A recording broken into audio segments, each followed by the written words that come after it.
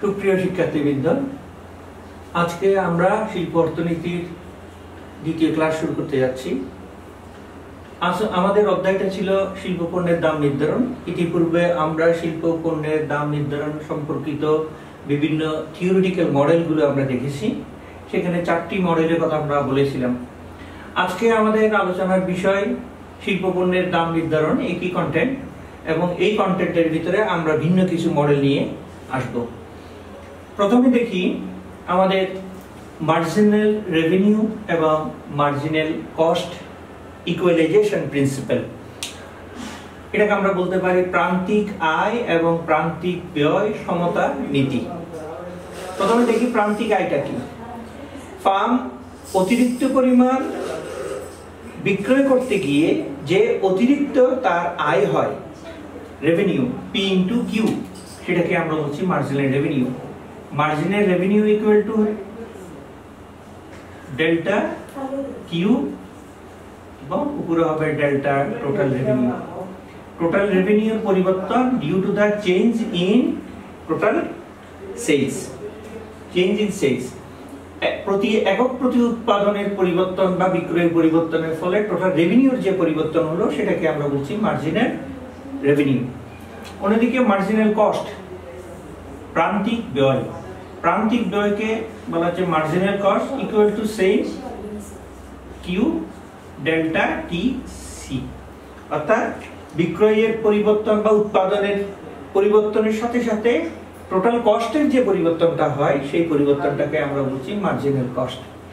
এখন আমরা marginal cost এবং মার্জিনাল রেভিনিউ ইকুয়ালাইজেশন প্রিন্সিপালের মধ্যে যে বিষয়টা আমরা যেভাবে শিল্প পণ্যের দাম নির্ধারিত হয় সেটা আমরা চিত্রের মাধ্যমে দেখাতে পারি। চিত্রের ভূমিয়ককে গতানুগতিকভাবে আমরা যেটা ট্রেডিশন আমরা লিখি সেটা হচ্ছে যে কি উৎপাদনের পরিমাণ, লম্বকে প্রাইস, রেভিনিউ ও কস্ট পরিমাপ করা হয়েছে। এখানে মার্জিনাল কস্ট ইউ শেপের হয়, প্রথমে নিচের দিকে নামবে, এরপর উপর দিকে উঠবে। এভারেজ কস্ট ইউ শেপ হয়, জাস্ট লাইক এ সসার। এই অবস্থায় এভারেজ কস্ট। আর ফার্মের ডিমান্ড যদি অপারেটটা করে পূর্ণ প্রতিযোগিতামূলক বাজারে, তাহলে ফার্মের demand equal to AR equal to marginal revenue. এখানে দেখা যাচ্ছে যে কি ফার্মের ইকুয়ালাইজেশন প্রিন্সিপাল অনুসারে মার্জিনাল কস্ট এবং মার্জিনাল রেভিনিউ যেখানেই সমান হবে সেখানেই ফার্ম তার উৎপাদনের পরিমাণ এবং দাম নির্ধারণ করবে। এখন এই চিত্রের মধ্যে দেখা যাচ্ছে যে ই বিন্দুতে মার্জিনাল কস্ট মার্জিনাল রেভিনিউ পরস্পর সমান হয়েছে, ফলে এখানে উৎপাদনের পরিমাণ নির্ধারিত হয়েছে ও এম, আর দাম নির্ধারিত হয়েছে ও পি। দাম নির্ধারিত হয়েছে ও পি, উৎপাদনের পরিমাণ নির্ধারিত হয়েছে ও এম। এই দাম নির্ধারণের ফলে ফার্মের কোন ধরনের প্রফিট অর্জিত হচ্ছে? আমরা ফার্মের প্রফিট লস এটা ডিটারমিন করি comparing with average revenue and average cost. Average revenue এবং এভারেজ কস্টের পার্থক্যের ভিত্তিতেই আমরা বিবেচনা করি ফার্ম কি প্রফিট অর্জন করছে নাকি লস দিচ্ছে। এখানে দেখা যাচ্ছে যে এভারেজ রেভিনিউ হচ্ছে ইএম, কিন্তু এভারেজ কস্ট হচ্ছে এফএম। তাহলে EM is greater than FM. ডিফারেন্সটা হচ্ছে ইএম ইএফ। তাহলে এই ইএফটাই হচ্ছে ফার্মের পার ইউনিট প্রফিট, যেটাকে আমরা সুপার নাম্বার প্রফিট বলতে পারি। এই প্রতি একক প্রতি তার মুনাফা। তাহলে তার টোটাল মুনাফার পরিমাণটা হচ্ছে যে পিইএফজি। পিইএফজি এটাই হলো তার টোটাল প্রফিট। এই প্রফিটটাকে আমরা বলতে পারি সুপার নাম্বার প্রফিট বা অস্বাভাবিক মুনাফা। তাহলে এই মডেল আমাদেরকে যে জিনিসটা বলে দেয় সেটা হচ্ছে যে মার্জিনাল কস্ট এবং মার্জিনাল রেভিনিউ যেখানেই সমান হবে সেখানেই শিল্প তার পণ্যের দাম নির্ধারণ করবে এবং অন্তর্নিহিত যে তার উদ্দেশ্য, সেই উদ্দেশ্যটাও পূরণ হবে। সেই উদ্দেশ্যটা হচ্ছে তার প্রফিট ম্যাক্সিমাইজ করা।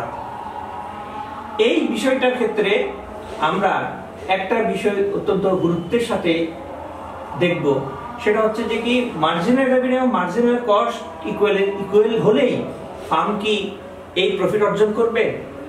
যদি কার্ভটাকে আমরা উল্টো করে দিই, এমসি কার্ভটাকে যদি নিচের দিক থেকে নামে, তাহলে তো এখানে একটু সমান হবে।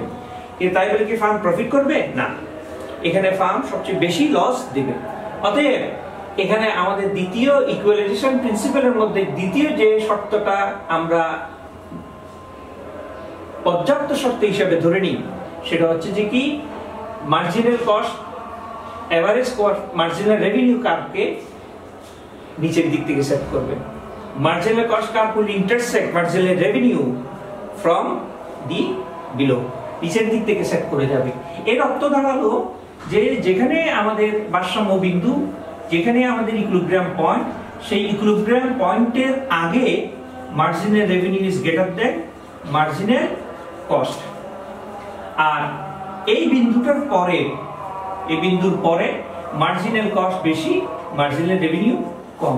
That is marginal revenue is less than marginal cost. অতএব যখনই আমরা বলবো প্রান্তিক আয় এবং প্রান্তিক ব্যয় মার্জিনাল রেভিনিউ মার্জিনাল কস্টের ইকুয়ালাইজেশনের মাধ্যমে ফার্ম তার দাম নির্ধারণ করে, তখনই আমাদেরকে ইনডাইরেক্টলি বুঝে নিতে হবে যে এভারেজ রেভিনিউ এবং এভারেজ কস্টের ব্যবধানটা সবচেয়ে বেশি হবে, এবং সেই ব্যবধানটা বেশি হবে মানে হলো এই যে এভারেজ রেভিনিউটা এভারেজ কস্টের চেয়ে বেশি হবে। ব্যবধান বেশি হওয়ার মানে তো উল্টো হতে পারে। সেই জন্য এই শর্তটা পূরণ হবে যদি এভারেজ রেভিনিউ এভারেজ কস্টের চাইতে বেশি হবে। এই শর্ত তখনই পূরণ হবে যখন আমরা বলবো যে ইকুইলিব্রিয়াম পয়েন্টের আগে মার্জিনাল রেভিনিউ মার্জিনাল কস্টের চাইতে বেশি, মার্জিনাল এবং পরে মার্জিনাল রেভিনিউটা মার্জিনাল কস্টের চাইতে কম হবে। এই গেল আমাদের প্রান্তিক আয় এবং প্রান্তিক ব্যয় সমতা নীতি। এখন আমরা আলোচনা করব শিল্প পণ্যের দাম নির্ধারণে মার্ক আপ পদ্ধতি।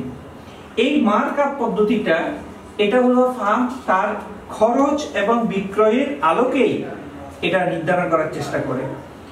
অর্থাৎ শিল্প পণ্যের উৎপাদন ব্যয়ের সাথে একটা নির্দিষ্ট পরিমাণ তার প্রফিটটাকে সে যোগ করে দিয়ে দাম নির্ধারণ করার পদ্ধতিটাকে আমরা বলছি তার মার্ক আপ পদ্ধতি। আবার বলছি আমি, শিল্প পণ্যের উৎপাদন যে ব্যয় হবে আমরা বলতে পারি সেই ব্যয়টা হতে পারে ফিক্সড কস্ট, তার ভেরিয়েবল কস্ট। এই ফিক্সড কস্ট ভেরিয়েবল কস্ট সবগুলো ব্যয়ের সাথে একটা নির্দিষ্ট পরিমাণ মুনাফাটাকে সে যুক্ত করে দিয়ে সে এটাকে খরচও বলতে পারে, সে এটাকে যুক্ত করে দিয়ে তারপরে যে দাম নির্ধারণ করে সেই দাম নির্ধারণের পদ্ধতিটাকে আমরা বলছি মার্ক আপ পদ্ধতি। Mark up method for pricing of industrial product. একটা উদাহরণের সাহায্যে আমরা বলতে পারি, ধরলাম একটা ফার্ম তার উৎপাদনটা করছে স্বল্পকালে। এখন স্বল্পকালে উৎপাদন করার মানে হচ্ছে যে শর্ট রান ফার্ম যখন উৎপাদন করতে যায় তখন তার দু ধরনের খরচ সে বহন করে। একটা হলো তার ফিক্সড কস্ট, আর একটা হচ্ছে তার ভেরিয়েবল কস্ট। ভেরিয়েবল কস্ট ধরলাম প্রতি ইউনিটে ফার্ম একক প্রতি পরিবর্তনশীল খরচ 100 টাকা, এবং তার ফিক্সড কস্ট যেটা মেশিনারি, ইকুইপমেন্ট, তারপর হচ্ছে তার ল্যান্ড, তার প্লান্ট সাইজ সবকিছু মিলে তার 30 লক্ষ টাকা হলো তার স্থায়ী খরচ। এর বাইরে তার সে আশা করে যে তার বিক্রয়ের পরিমাণ হবে 50,000 টাকা। সে আশা করে এক মাস অথবা একটা ফিস্ক্যাল ইয়ারে সে তার উৎপাদিত পণ্য 50,000 টাকা বিক্রি করতে পারে। এই হলো আমার ইনফরমেশন। এই ইনফরমেশনের ভিত্তিতে সে প্রথমে যে হিসাবটা করে সেটা হচ্ছে যে কি একক প্রতি মার্ক আপ পদ্ধতি অনুসারে সে তার হিসাবটা করছে যে একক প্রতি পরিবর্তনশীল খরচ যেটা ভেরিয়েবল কস্ট, সেই ভেরিয়েবল কস্ট 100 টাকা। এরপর হচ্ছে তার মোট স্থায়ী খরচ আমরা বললাম 30 লক্ষ টাকা, আর মোট বিক্রয়ের পরিমাণকে দিয়ে সে ভাগ করার পর সে একক প্রতি পরিবর্তনশীল খরচে এই ক্ষেত্রে তার সেই যেটা পেল সেটা হলো 160 টাকা। এই 160 টাকা হচ্ছে কি তার কি পার ইউনিট কস্ট, একক প্রতি তার খরচ। একক প্রতি খরচ হচ্ছে তার, এটা আমরা বলতে পারি একক প্রতি খরচ, উৎপাদন খরচ 160 টাকা। এখন মার্কআপ পদ্ধতি অনুসারে একক প্রতি বিক্রয়ের দাম কত নির্ধারিত হবে, এই দামটা নির্ধারণের একটা ফর্মুলা। সেই ফর্মুলাটা হচ্ছে আমরা উপরে লিখছি যে একক প্রতি উৎপাদন খরচ, এরপর হচ্ছে 1 বিয়োগ একক প্রতি উৎপাদনের উপর মুনাফা। সে কত মুনাফা নিতে চায়। ধরলাম ফার্ম চিন্তা করলে যে আমি 20% মুনাফা করব। এই মুনাফাটা যত বাড়বে, যত বড় হবে, এই মুনাফাটা তার একক প্রতি মুনাফার পরিমাণ 20% মুনাফা যদি সে ধারণ করে, তাহলে তার এখানে আমরা যেটা পাবো সেটা হচ্ছে একক প্রতি উৎপাদন খরচ 1 বিয়োগ তার পার্সেন্টেজটা আমরা বিয়োগ করলাম। 160 টাকা ছিল তার একক প্রতি খরচ, আর 1 বিয়োগ 20% 20% আমরা বিয়োগ করলাম, আমরা তার দাম পেলাম কত, একক প্রতি বিক্রয় মূল্য, বিক্রয় দাম পেলাম 200 টাকা। এই 200 টাকা থেকে আমরা যদি 160 টাকা বিয়োগ দিই, এই যে 160 টাকা উৎপাদন খরচ আর এটা হচ্ছে বিক্রয় দাম, এই দুটো বিয়োগ করলে আমরা পাচ্ছি 40 টাকা। তাহলে তার প্রতি প্রতি ইউনিটে তার মুনাফা অর্জিত হচ্ছে কত, 40 টাকা। আমাদের শিল্প পণ্যের দাম নির্ধারণের পরবর্তী যে মডেলটার কথা আমরা বিবেচনা করি সেটা হলো break even analysis and target profit method. একসাথে ব্রেক ইভেন পদ্ধতি বিশ্লেষণ এবং টার্গেট মুনাফা পদ্ধতি। প্রথমে আমরা দেখার চেষ্টা করি ব্রেক ইভেন পয়েন্টটা কি, ব্রেক ইভেন জিনিসটা কি, বিষয়টা কি। ফার্মের উৎপাদনের যে স্তরে গিয়ে আয় এবং ব্যয় সমান হয়ে যাবে সেই বিন্দুটাকেই আমরা বলছি ব্রেক ইভেন পয়েন্ট। এটা একটা উদাহরণ দিয়ে আমরা বলতে পারি, ধরলাম শিল্প প্রতিষ্ঠান উৎপাদন করতে গিয়ে একটা মাত্র ফার্ম, একটাই শিল্প। অর্থাৎ আমরা জানি যে শিল্প হচ্ছে যে কি অনেকগুলো ফার্মের সমন্বয়ে শিল্প গঠিত হচ্ছে। এখন এমন একটা শিল্প যে শিল্পের মধ্যে কেবলমাত্র একটাই ফার্ম আছে, সেই ফার্মের ক্ষেত্রে সে প্রাইস নির্ধারণ করলো, উৎপাদন করলো, দেখা গেল যে সে সুপার নাম্বার প্রফিট আর্ন করছে। এখন সেই যখন সুপার নাম্বার প্রফিট আর্ন করে, এটা আমাদেরকে ইন্ডিকেট করে যে তার টোটাল রেভিনিউটা টোটাল কস্টের চেয়ে অনেক বেশি। অর্থাৎ টোটাল রেভিনিউ টিআর, মানে আমরা যেটাকে বলছি মোট আয়, তার মোট খরচের তুলনায় অনেক বেশি, ফলে সে সুপার নাম্বার প্রফিট আর্ন করছে। এখন বাজার যদি আমরা ওপেন করে দিই, ইন্ডাস্ট্রি যদি ওপেন করে দিই, তাহলে নতুন নতুন ফার্ম আসবে। নতুন ফার্ম যখন আসবে সাপ্লাই বেড়ে যাবে, সাপ্লাই যদি বেড়ে যায় তাহলে আবার ফার্মে বিক্রয় কমে যাবে, বিক্রয় কমলে টোটাল রেভিনিউ কমে যাবে। টোটাল রেভিনিউ যদি কমে, কস্ট যদি আগের মতো থাকে, টোটাল রেভিনিউ যদি কমে যায়, তাহলে ফার্ম আবার লসের মুখোমুখি হবে, ফার্ম ক্ষতির সম্মুখীন হবে। তাহলে ফার্মের সংখ্যা যদি শিল্পে ফার্মের সংখ্যা যদি কম থাকে, তাহলে সুপার নাম্বার প্রফিট, তার মানে TR is greater than TC, TR is greater than TC. আর ফার্মের যদি সংখ্যা বেশি হয়ে যায়, তাহলে TR is less than TC.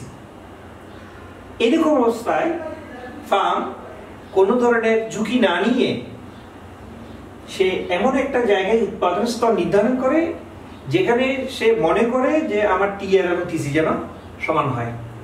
তাহলে আমরা বুঝলাম টিআর এবং টিসি যেখানেই সমান হয়ে যাবে, টিআর ইকুয়াল টু টিসি যেখানেই সমান হবে, সেই পয়েন্টটাকে আমরা বলছি কি, সেই পয়েন্টটাকে আমরা বলছি ব্রেক ইভেন পয়েন্ট। কিন্তু এখানে একটা সমস্যা আছে। সমস্যা হচ্ছে টিআর এবং টিসি সমান হলেই যে ফার্ম কোনো ধরনের মুনাফা অর্জন করতে পারবে না। তার মানে হচ্ছে কি সে অতিরিক্ত লাভও নেই, অতিরিক্ত তার কোনো ক্ষতিও নেই। লাভ লোকসান যদি নিরপেক্ষ হয়ে যায়, সে একটা নির্দিষ্ট পর্যায়ে যদি স্থির হয়ে যায়, তাহলে ফার্ম কতদিন পর্যন্ত সাস্টেইন করে যাবে?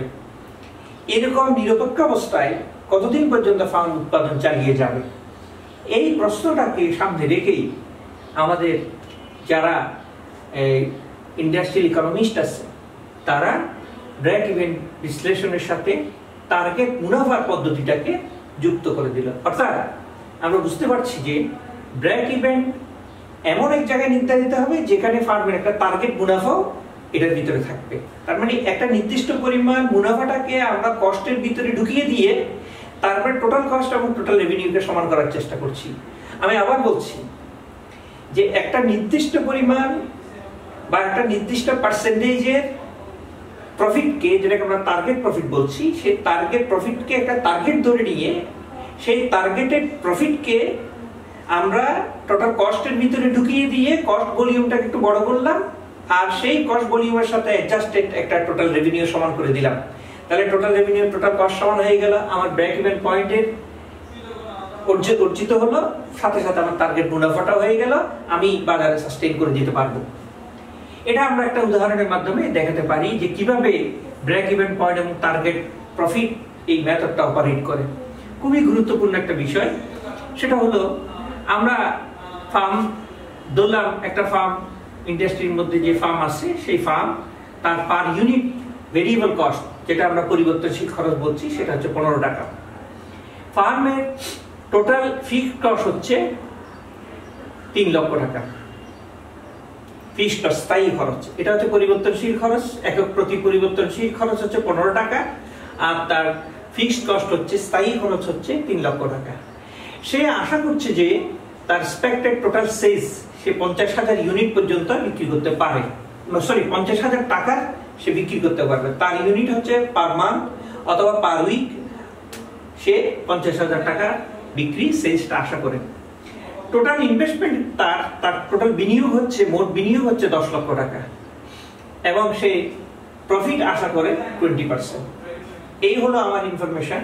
এই ইনফরমেশনের উপর ভিত্তি করে আমি এখন কিছু ম্যাথমেটিক্যাল ক্যালকুলেশনে যাব, তারপরে আমরা ঠিক করব যে কি তার ব্রেক ইভেন কোয়ান্টিটি কতটুকু।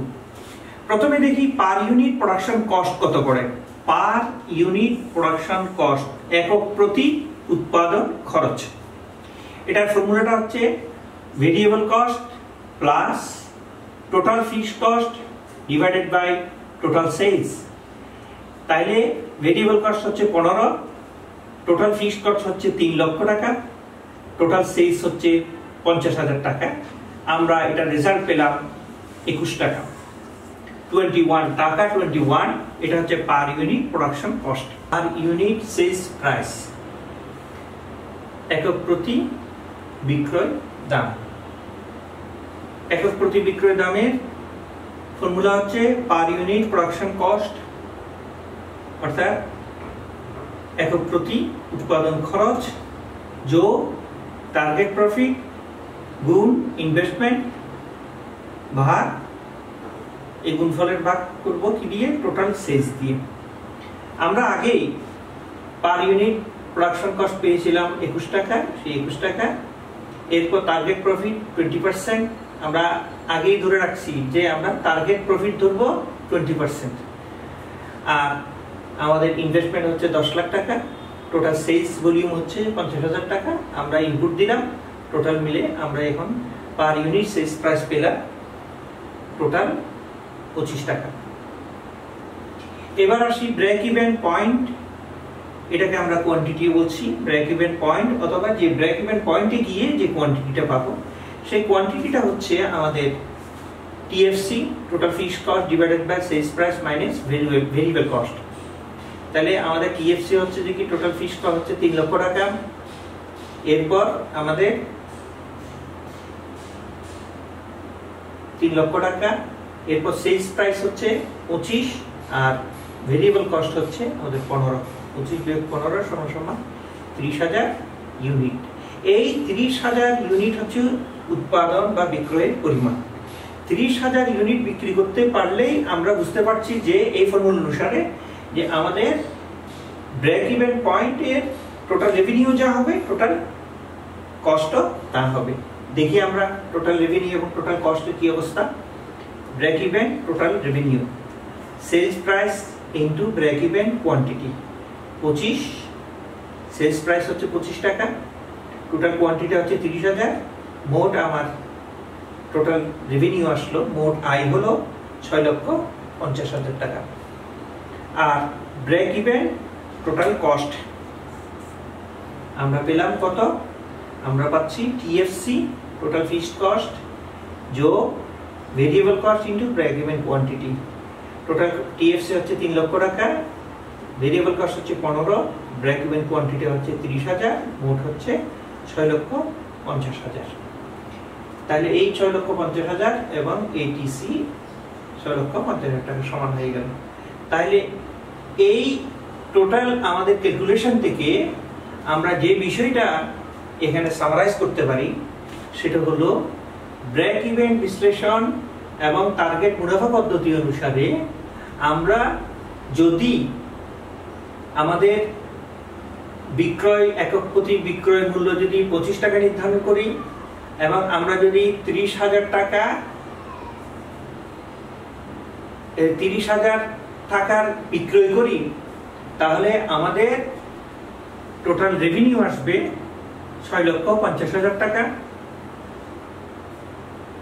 আর আমাদের সেই ক্ষেত্রে আমাদের প্রফিট হবে এই টোটাল টিআর এবং টিসি এর ভিতর থেকে আমরা এটা 6,50,000 টাকা 20% হিসাবে আমরা 1,30,000 টাকা আমরা প্রফিট আর্ন করতে পারবো। এই হলো আমাদের মোটামুটি ব্রেক ইভেন বিশ্লেষণ এবং টার্গেট মুনাফা পদ্ধতি একটা সামগ্রিক আলোচনা। অর্থাৎ এখানে আমরা বলতে পারি যে 25 টাকা দামে যখন ফার্ম 30,000 ইউনিট বিক্রি করতে পারবে, 30,000 ইউনিট বিক্রি করতে পারবে, এখানে আমাদের কোনো টার্গেট মুনাফা ছিল না। 30,000 ইউনিট যদি সে বিক্রি করতে পারে, টার্গেট মুনাফা ছিল আমাদের 20%, কিন্তু টার্গেট কোয়ান্টিটি ছিল না। কোয়ান্টিটিটা আমরা বের করেছি এই 30,000 ইউনিট। এই 30,000 ইউনিট যদি সে বিক্রি করতে পারে, তাহলে তার টোটাল রেভিনিউ হবে 6,50,000 টাকা। যদি ফার্ম 30,000 টাকার চেয়ে বেশি বিক্রি করতে পারে, তাহলে আমরা এখানে বলবো তার অতিরিক্ত লাভ হবে। আর যদি তার তুলনায় 30,000 ইউনিটের চাইতে কম বিক্রি করে, তাহলে আমরা বলবো ফার্ম এখানে লোকসানের মুখোমুখি হবে। এই হলো আমাদের টার্গেট মুনাফা বেসড ব্রেক ইভেন অ্যানালাইসিস। এখন আমরা দেখব এই পদ্ধতিটা আমরা যখন শিল্প পণ্যের দাম নির্ধারণ করতে যাই এই পদ্ধতি অনুসারে, তখন আমাদের কি কি এটার সুবিধা পাই, অথবা আমরা কি কি সমস্যার সম্মুখীন হই, কি কি অসুবিধার সম্মুখীন হই। প্রথমেই আমরা এখানে বলে রাখি, ব্রেক ইভেন বিশ্লেষণে আমাদের যে জিনিসটা আমরা বেশি গুরুত্ব দিই সেটা হচ্ছে একটি নির্দিষ্ট পরিমাণ বিক্রি করে একটা মুনাফা অর্জনের আমরা টার্গেট করে থাকি। লক্ষ্যস্থিত একটা আমাদের মুনাফা আমরা অর্জনের একটা চেষ্টা করা হয়। আরেকটা বিষয় সেটা হলো এখানে এটা আমাদের পণ্যের টোটাল চাহিদা, শিল্পের যে উৎপাদিত পণ্য, এটার যে টোটাল চাহিদা, এটার যে ডিমান্ড, এই ডিমান্ডের উপর নির্ভর করেই কিন্তু আমরা দামটা এখানে নির্ধারণ করে থাকি। ফলে আমরা বলতে পারি এটা একটা মডার্ন অ্যাপ্রোচ। আর অসুবিধা যেটা সেটা হচ্ছে যে কি, আমরা ব্রেক ইভেন পয়েন্টে গিয়ে একটা নির্দিষ্ট দামে পণ্য বিক্রির কথা বলছি, সেলস প্রাইস ধরছি এবং কোয়ান্টিটিও নির্ধারণ করলাম, কিন্তু এই বিক্রির পরিমাণটা তো ফার্মের উপর নির্ভর করবে না। এই বিক্রয়ের পরিমাণটা নির্ভর করবে টোটাল মার্কেট স্ট্রাকচারের উপর। সেই মার্কেট স্ট্রাকচারের উপর ফার্মের, একক সিঙ্গেল ফার্মের বা এই যে শিল্পের কথা বলছি সেই শিল্পের কতটুকু কন্ট্রোল আছে সেই বিষয়টা কিন্তু আমরা নিশ্চিত হতে পারি না। অনেক সময় দেখা যায় ওই পরিমাণ বিক্রি আমরা করতেও পারি না, অথবা আমরা যে টার্গেটটা আশা করেছি, প্রফিট টার্গেট আশা করেছি, সেই প্রফিটটা আমরা অর্জন নাও করতে পারি। ফলে আমাদের যে অপটিমাম প্রফিটের কথা বলছি সেই অপটিমাম প্রফিটটা আমাদের অর্জিত নাও হতে পারে। আরেকটা বিষয়, আরেকটা অসুবিধা সেটা হলো আমরা এখানে শুরুতেই ভেরিয়েবল কস্ট এবং ফিক্সড কস্টকে কিন্তু স্থির ধরে নিয়েছি। তার মানে হচ্ছে যে কি, এখানে যেহেতু ভেরিয়েবল কস্টের অস্তিত্ব আছে সেহেতু আমরা বলতে পারি এটা হচ্ছে একটা স্বল্পকালীন ধারণা। আবার এই ভেরিয়েবল কস্ট এবং ফিক্সড কস্টগুলোকে আমরা স্থিরও ধরেছি, কিন্তু এগুলো স্থির থাকবে কেন? এগুলো ক্যালকুলেশন স্থির থাকতে পারে। আমরা যখন অঙ্কের খাতিরে অঙ্ক করব তখন কিন্তু এগুলো স্থির থাকবে, কিন্তু আসলে কি বাজারে গিয়ে আমরা যখন উৎপাদন ব্যবস্থায় অংশগ্রহণ করি তখন কি আমাদের ভেরিয়েবল কস্ট এবং ফিক্সড কস্টগুলো কি স্থির থাকে? অথবা কোনটা ভেরিয়েবল কস্ট কোনটা ফিক্সড কস্ট আমরা বের করব কিভাবে? এটা হলো একটা ফার্মের সবচেয়ে একটা বড় দুর্বলতা। আরেকটা দুর্বলতা হলো ফার্ম যখন উৎপাদনটাকে বড় করে, উৎপাদন বাড়ায়, তখন ফার্মের কিছু এক্সটার্নাল ইকোনমিক্স এবং ডিস ইকোনমিক্সের সৃষ্টি হয়। আমরা যেটাকে বলছি কিছু অভ্যন্তরীণ মিতব্যয়িতা বা সুযোগ সুবিধার সৃষ্টি হয়, যে সুযোগ সুবিধাগুলো আমার কস্টকে কমিয়ে দিতে পারে। আবার অভ্যন্তরীণভাবে কিছু অসুবিধার সৃষ্টি হতে পারে, যেটা আমার প্রোডাকশন কস্টকে বাড়িয়ে দিতে পারে। ফলে আমরা কি করে বলতে পারবো যে আগেভাগেই ভেরিয়েবল কস্ট এবং ফিক্সড কস্ট স্থির থাকবে? এটা হলো সবচেয়ে একটা বড় দুর্বলতা। মোটামুটি আমরা ব্রেক ইভেন বিশ্লেষণ এবং টার্গেট মুনাফা পদ্ধতির উপর একটা ডেসক্রিপটিভ এবং ক্যালকুলেটিভ অ্যাপ্রোচে আমরা এটা ব্যাখ্যা করার চেষ্টা করেছি। এখন আমরা আমাদের শিল্প পণ্যের দাম নির্ধারণে মূল্যমান ভিত্তিক দাম নির্ধারণ প্রক্রিয়া সম্পর্কে আলোচনা করব। এটা একটা থিওরিক্যাল অ্যাপ্রোচ। এখানে মূল্যমান ভিত্তিক ভ্যালু বেসড প্রাইসিং মেথড, এটাকে আমরা বলছি ভ্যালু বেসড। ভ্যালুটা কি? আমরা যখন শিল্প পণ্যের দাম নির্ধারণ করা হয়, আমরা এতক্ষণের আলোচনাগুলোতে আমরা বলেছিলাম সেগুলো টোটাল কস্ট, তারপর হচ্ছে যে কি টোটাল রেভিনিউ, আয় ব্যয় খরচ, এই সমস্ত ইত্যাদি বিষয়গুলোর আলোকে আমরা পণ্যের দাম নির্ধারণ করার চেষ্টা করেছি।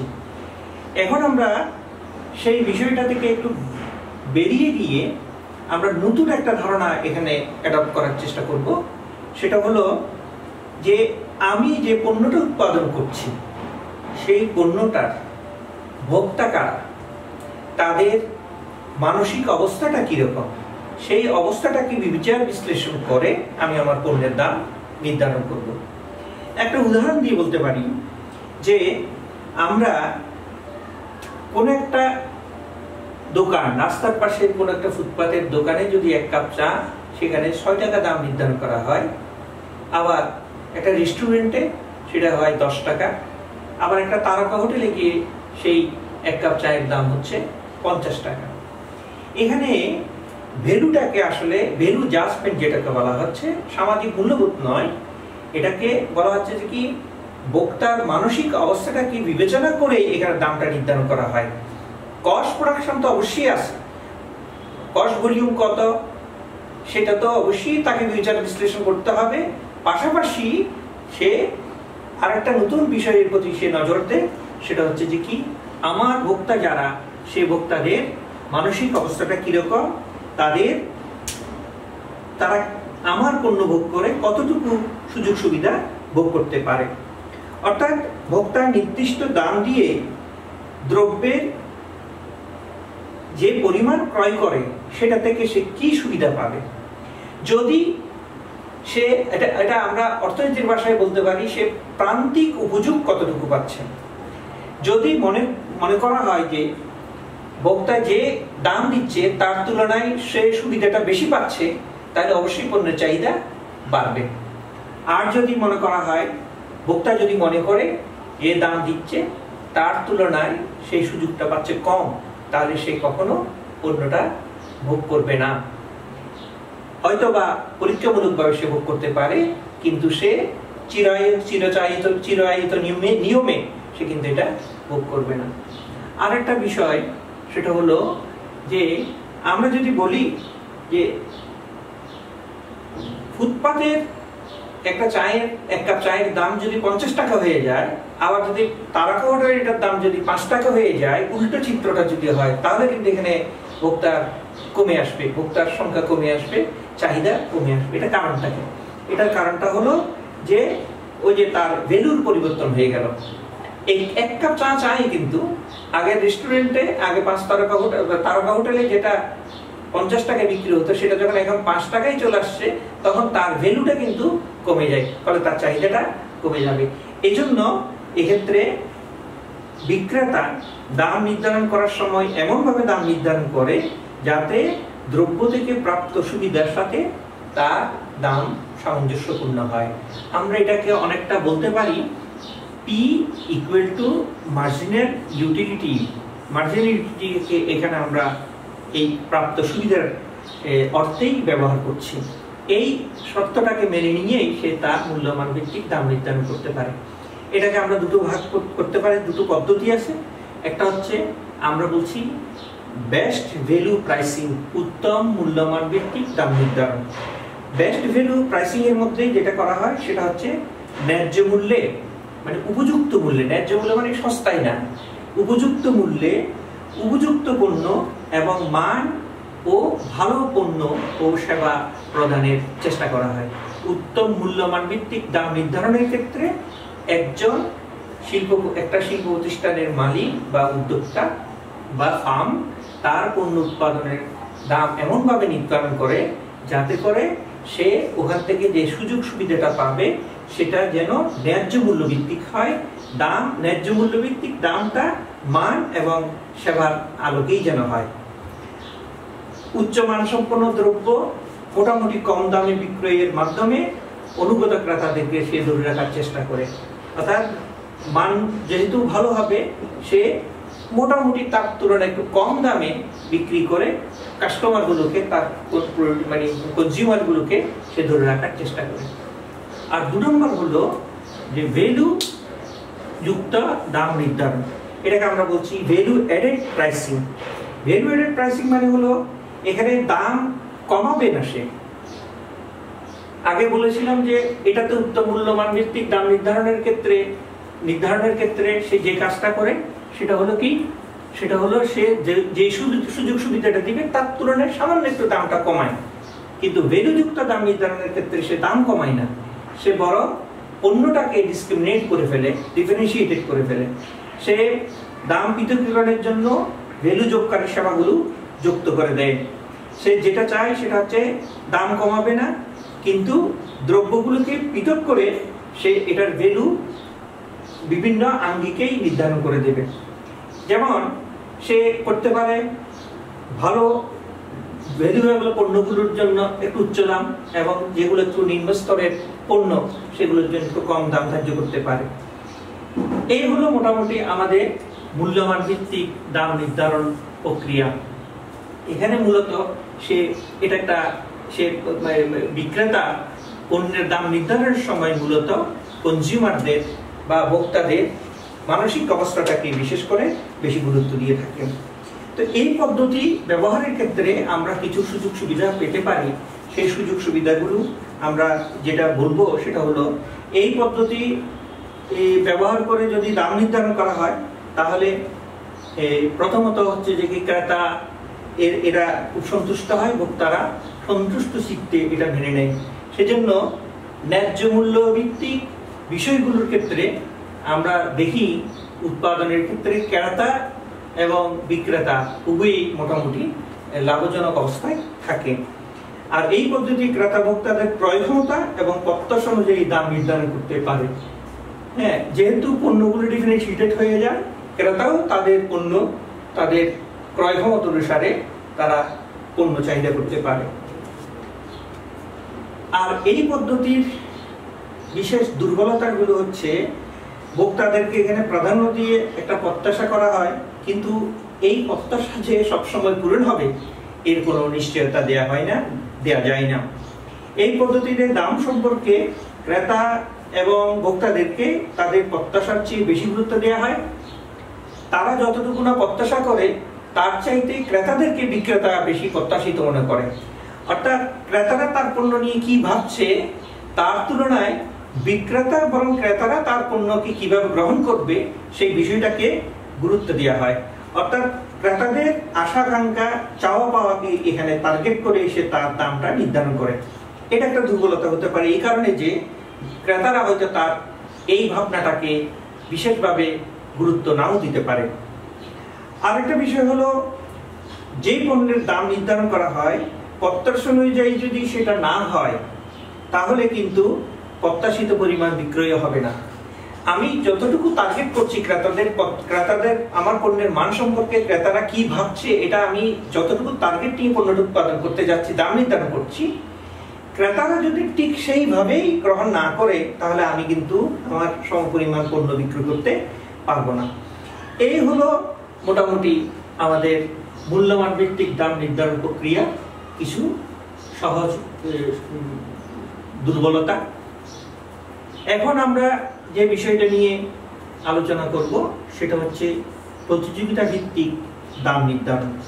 এই প্রতিযোগিতা ভিত্তিক দাম নির্ধারণটা হচ্ছে যে কি, কত দাম প্রতিযোগিতারা আমার সাথে যারা প্রতিযোগিতা করছে শিল্প পণ্য উৎপাদনের ক্ষেত্রে, আমার রাইভেল ফার্ম যারা আছে, আমার প্রতিযোগী ফার্ম যারা আছে, তারা কি দাম নির্ধারণ করছে, তারা কোন পদ্ধতি অবলম্বন করছে। আমি তো অনেকগুলো পদ্ধতির কথা বলছি, তারা কোন পদ্ধতি অবলম্বন করছে সেই পদ্ধতিগুলোর উপর নির্ভর করে সেই পদ্ধতিগুলো বিবেচনা করে, অর্থাৎ প্রতিযোগীরা তাদের দাম নির্ধারণের ক্ষেত্রে কোন কৌশল অবলম্বন করছে সেটা আমি একক ফার্ম বা একক শিল্প প্রতিষ্ঠান বিবেচনায় এনে আমার দামটা নির্ধারণ করতে পারি। যদি পণ্যগুলো সমজাতীয় হয়, একই জাতীয় পণ্য হয়, তাহলে সেক্ষেত্রে তারা যেই পদ্ধতি অবলম্বন করবে আমাকে একই পদ্ধতি অবলম্বন করতে হবে, ভিন্ন কোনো পদ্ধতি অবলম্বন করার সুযোগ এখানে নেই। আবার তাদের সাথে সামঞ্জস্য রেখেই আমাকে দাম নির্ধারণ করতে হবে। যদি সমজাতীয় পণ্যের ক্ষেত্রে আমার রাইভেল ফার্ম যে সমজাতীয় দ্রব্য উৎপাদন করছে তার তুলনায় যদি আমি বেশি দাম নির্ধারণ করি, তাহলে আমার সমস্ত ক্রেতাগুলো তার পণ্যই চাহিদা করবে, ফলে আমি ক্রেতা শূন্য হয়ে পড়ব। অন্যদিকে আমার একই সমজাতীয় দ্রব্যের দামটা যদি আমি কমিয়ে দিই, তাহলে সমস্ত ক্রেতাগুলো আমার পণ্যের চাহিদা করবে, ফলে আমার রাইভেল ফার্মের বিক্রয় হবে না।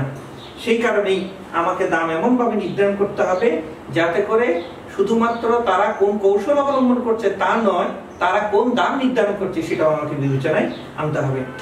এখানেও দুটো পদ্ধতি আছে, সেটা হচ্ছে যে কি, একটা হচ্ছে চলতি হার ভিত্তিক দাম নির্ধারণ, আর একটা হচ্ছে দরপত্র ভিত্তিক দাম নির্ধারণ। চলতি হার ভিত্তিক দাম নির্ধারণের মধ্যে যেটা বলা হয় আমরা সেটা হলো এই পদ্ধতিতে প্রতিযোগী দ্রব্যের দামের ভিত্তিতে তার দ্রব্যের দাম নির্ধারণ করা হয়। এটা হলো চলতি হার ভিত্তিক দাম নির্ধারণ। এটাকে বলা হচ্ছে গোয়িং রেট প্রাইসিং। যে রেটটা মানে চলমান রেট, সেই চলমান রেটটাকে প্রাধান্য দিয়ে এখানে দাম নির্ধারণ করা হয়। চলতি হার ভিত্তিক দাম নির্ধারণের ক্ষেত্রে প্রতিযোগীদের আদায়কৃত দামের ভিত্তিতেই, অর্থাৎ আমার রাইভেল ফার্ম যে দামটা নির্ধারণ করছে, দামটা আদায় করছে, তারা যে প্রাইসটা তারা নিচ্ছে পণ্যের জন্য, আমাকেও ঠিক সেই প্রাইসটাকে বিবেচনায় এনে আমাকে দাম নির্ধারণ করতে হবে। আর তাদের ব্যয় এবং চাহিদা এখানে খুব একটা বেশি গুরুত্ব দেওয়া হবে না। তারা পণ্য উৎপাদন করতে গিয়ে কতটুকু ব্যয় করছে সেটা আমি খুব একটা গুরুত্ব দেই না। দাম নির্ধারণ, দরপত্র ভিত্তিক দাম নির্ধারণের ক্ষেত্রে আমরা একটা বিষয়কে খুব বিশেষ গুরুত্ব দিই। সেটা হলো যে আমি আমার যে পণ্যটা বিক্রয় করব সেটা নিজের ব্যয় এবং চাহিদা প্রতিযোগিতার দামের ভিত্তিকে প্রতিযোগীদের দামটাকে গুরুত্ব দেব, পাশাপাশি আমি আমার পণ্য বিক্রয়ের ক্ষেত্রে একটা দরপত্রের আশা করব, অর্থাৎ ওপেন মার্কেট টেন্ডারিং এর মাধ্যমে আমি আমার পণ্যের দাম নির্ধারণ করব। এই হলো প্রতিযোগিতা ভিত্তিক দাম নির্ধারণ প্রক্রিয়া। এই পদ্ধতিতে দাম নির্ধারণের ক্ষেত্রেও বেশ কিছু সুযোগ সুবিধা আছে, আবার অসুবিধাও আছে। কয়েকটা সুবিধার কথা বলি। সেটা হলো এখানে ক্ষতিকর দাম প্রতিযোগিতা অবাঞ্ছিত ঘোষণা করা হয়, অর্থাৎ যারা রাইভেল ফার্ম আছে, রাইভেল ফার্মগুলো যেহেতু দাম নির্ধারণ করে দেয়, আমিও তাদের সাথে সামঞ্জস্য রেখে আমার পণ্যের দাম নির্ধারণ করি, ফলে এখানে প্রাইস এক্সপ্লয়টেশন বা মূল্য শোষণের খুব একটা সুযোগ সুবিধা থাকে না। আর এই পদ্ধতিগুলো অনেকটা জনপ্রিয় পদ্ধতি হয়ে যায়। কিন্তু অসুবিধা হলো সেটা হচ্ছে দরপত্র ভিত্তিক দাম নির্ধারণের ক্ষেত্রে অনেক সময় ম্যানিপুলেশনের, অর্থাৎ দরপত্র ক্রয় বিক্রয়ের ক্ষেত্রে এক ধরনের আধিপত্যের একটা সুযোগ থেকে যায়। এই সুযোগ থেকে উত্তরণের জন্য অনেক সময় ফার্মকে অতিরিক্ত খরচও বহন করতে হয়। আর কাজ সম্পাদন করার জন্য যত বেশি পারা যায় তত বেশি দাম নির্ধারণ করা হয় এখানে। ফলে টেন্ডার ভিত্তিক দাম নির্ধারণটা অনেক সময় এক ধরনের একচেটিয়া আধিপত্যমূলক দাম ব্যবস্থায় হিসেবে বিবেচিত হয়। এই কারণে অনেক সময় দেখা যায় শিল্প প্রতিষ্ঠান তাদের দাম নির্ধারণের ক্ষেত্রে দরপত্র ভিত্তিক যে দাম নির্ধারণ সেই পদ্ধতিটাকে তারা অনেকটা অ্যাভয়েড করার চেষ্টা করে।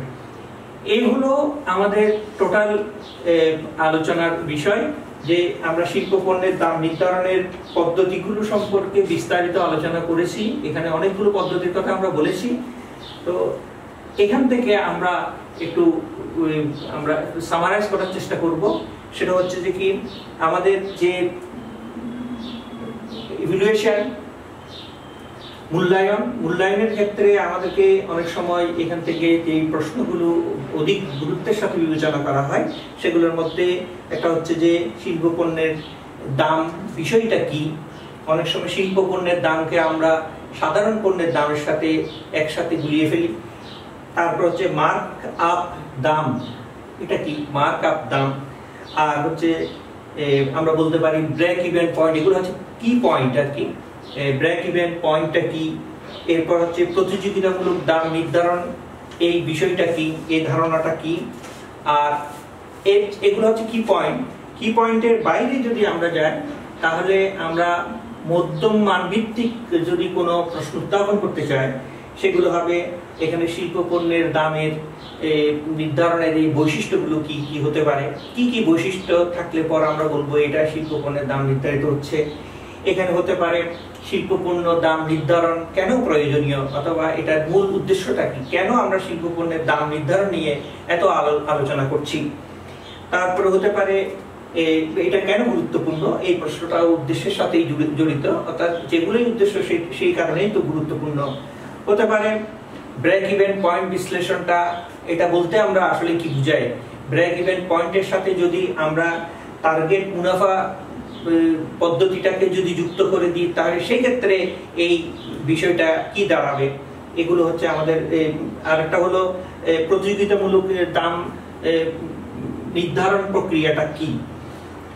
আর যদি ব্যাপক বিস্তারিত প্রশ্নের আমরা উত্থাপন করার চেষ্টা করি তাহলে সেই ক্ষেত্রে আমাদের জন্য সবচেয়ে গুরুত্বপূর্ণ যেটা সেটা হচ্ছে যে কি শিল্প পণ্যের দাম নির্ধারণের তত্ত্বীয় মডেলগুলো, বিশেষ করে প্রথম যে 4টা মডেল কথা আমরা বলেছি চিত্রভিত্তিক মডেল, সেই মডেলগুলো কি, এগুলোর সমালোচনা কি হতে পারে, দুর্বলতাগুলো কি হতে পারে, সুযোগ সুবিধাগুলো কি, ব্যবহারের সুবিধাগুলো কি, কেন আমরা এগুলো ব্যবহার করব না, অথবা ব্যবহার করার ক্ষেত্রে কি আমরা একক কোনো মডেল ব্যবহার করব নাকি ভিন্ন ভিন্ন মডেল ব্যবহার করব, এগুলোর উপর একটা বিস্তারিত বর্ণনামূলক প্রশ্ন আমাদের সামনে এসে হাজির হয়।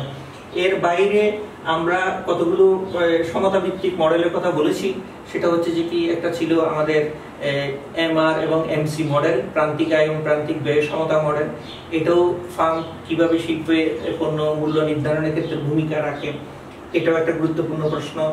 একইভাবে এই পদ্ধতিগুলোরও পক্ষে বিপক্ষে অনেক কথাবার্তা আছে। এগুলোর সুবিধা যেমন আছে, আবার এগুলো ব্যবহার করার ক্ষেত্রে অসুবিধা আছে।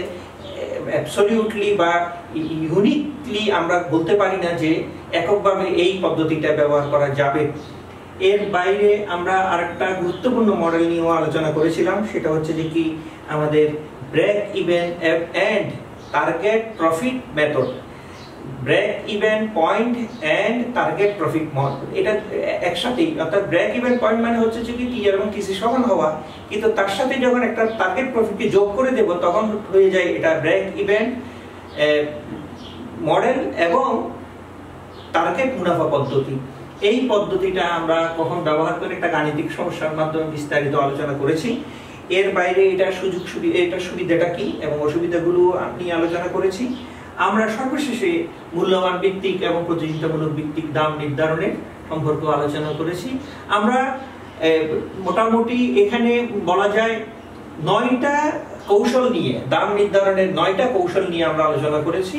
তো 9টা কৌশল ফার্মকে সবসময় প্রায়োগিক ক্ষেত্রে, বাস্তবে ইভ্যালুয়েশনের ক্ষেত্রে ফার্মকে মাথার মধ্যে রাখতে হবে এই 9টা মডেলের মধ্যে কোনটা তার জন্য সবচেয়ে বেশি উপযোগী, সেই উপযোগিতাটাকেই বিবেচনায় রেখে ফার্ম অনেক সময় এই মডেলগুলো প্রয়োগ করে থাকে। তো আমাদের শিল্প অর্থনীতির মাস্টার্স শেষ পর্বের এই কোর্সে শিল্প অর্থনীতির 6ষ্ঠ অধ্যায়ের শিল্প পণ্যের দাম নির্ধারণের আমাদের সিলেবাস ভিত্তিক আলোচনাটা আমরা আজকের মতো এখানেই শেষ করছি।